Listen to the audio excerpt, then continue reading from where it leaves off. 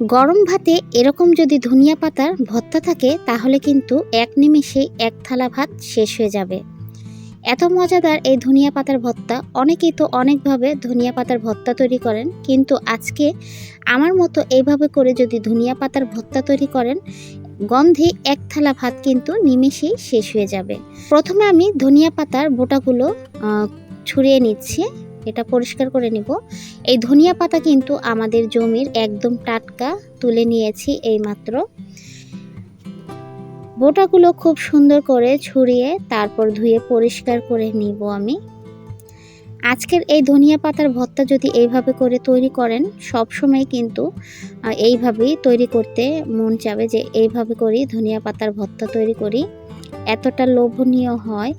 আপনারা কে কিভাবে ধনিয়া পাতার ভর্তা করেন সেটা আমি জানি না।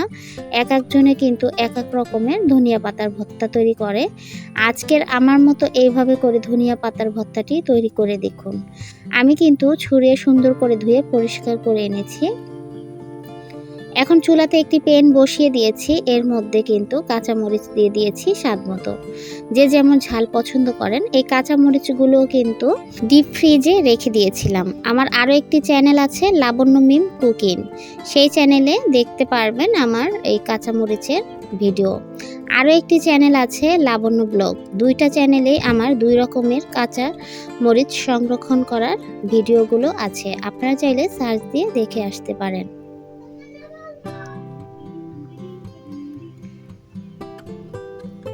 আমি এখানে সয়াবিন তেল দিয়ে দিয়েছি, এখন ভালো করে নেড়ে নিব। একটু ভাজা ভাজা করে নিব আমি। এখন এখানে আস্তে আস্তে রসুন ছিলে আমি দিয়ে দিয়েছি।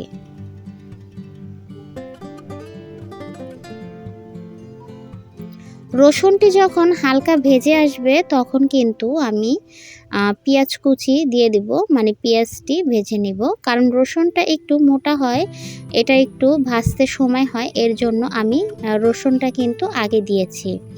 আর কাঁচামরিচটা কিন্তু দেখুন এর সাথেই সুন্দর মতো ভাজা হয়ে যাচ্ছে।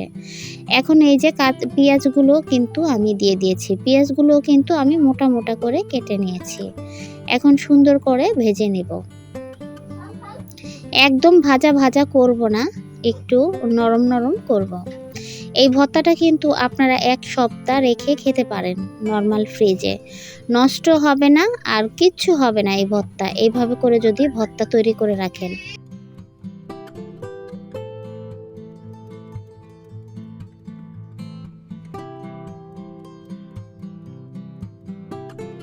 এখন আমি স্বাদ মতো লবণ দিয়ে দিচ্ছি, এই লবণটি আমি এর সাথে ভেজে নেব।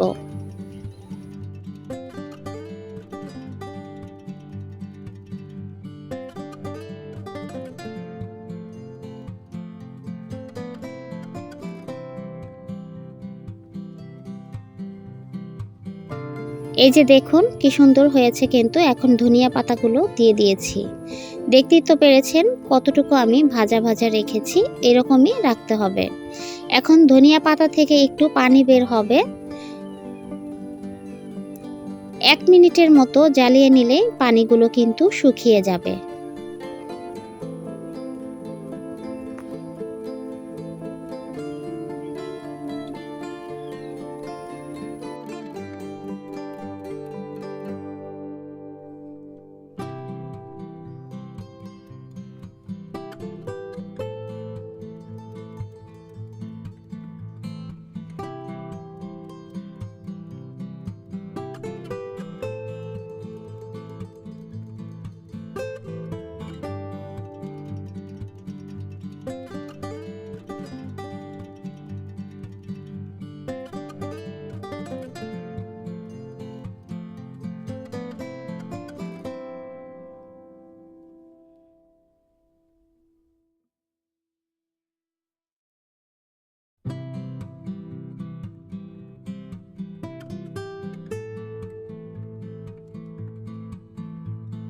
এই তো শুকনো শুকনো হয়ে গেছে, এখন কিন্তু আমি নামিয়ে ফেলবো।